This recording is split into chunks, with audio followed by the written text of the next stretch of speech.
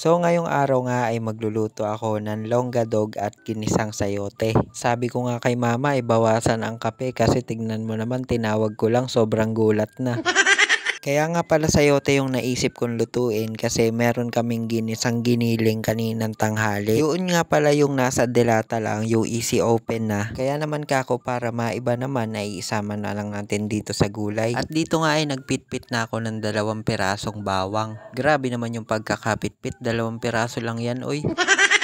Hiniwa ko nga lang pala yan ng pino kasi pagka nagluluto ako tapos may nakikita akong malaking bawang sa niluluto ko, hindi ko siya kinakain. Ewan ko, simula bata pa lang kasi ako pagka may malaking bawang sa pagkain, hindi ko na kinakain. Ako lang ba yung ganun o kayo rin? Paki-comment down nga below. Hala, comment down na below pa.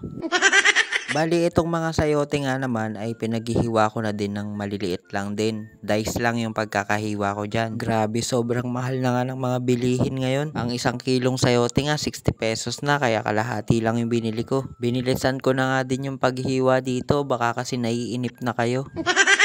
Pagkatapos ay nagpunta na nga ako sa kusina para ma-prepare ko naman yung longganisa. Hindi ko lang sure kung ganun din yung tawag sa inyo pero para kasi siyang longganisa na style hotdog. Tatanggalan ko nga lang pala siya ng plastic tapos guguhitan ko na din. Kumbaga para ka lang din talaga nagpiprito ng hotdog ganun. Sa ngayon nga ay wala kaming rep kaya ang hirap na naman mag-stock ng pagkain. Dati nakabili ako halagang 3.5 kaso napakaliit niya. Kaya manifesting ngayon taon ay makakabili ulit ako ng rep yung talagang malaki na. Pagkatapos etong ang pinaggisahan ng giniling ay inalis ko na muna kasi itong kawali na lang din yung gagamitin ko para sa paglaga ng longganisa. Pinakukuluan ko nga muna kasi sa kaunting tubig yung mga ganitong frozen. Ganito din ba kayo magluto nito? Sa ganitong way kasi ay makakasigurado tayo na talagang luto yung frozen natin. Kasi kapag nilagay mo kagad siya sa may mantika ay magtatalsikan yan. Tapos ito namang gulay, yung sayote nga natin ay ilalagay ko lang sa isang lagayan para naman mabanlawan at mahugasan ng maayos. Mas mainam na din talaga na hinuhugasan muna yung mga niluluto natin para iwas sa bakterya, germs, viruses.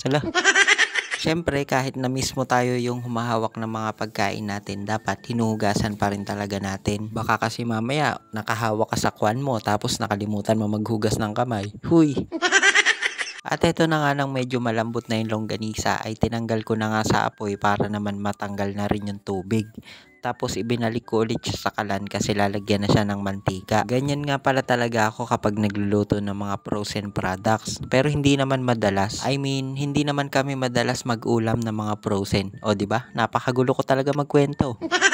At nang maluto na nga ay nilagay ko na nga sa isang lagayan para naman makapag-ready na ako dun sa may sayote. To be continue na lang to. Sobrang dami ko nang sinabi. Bye-bye!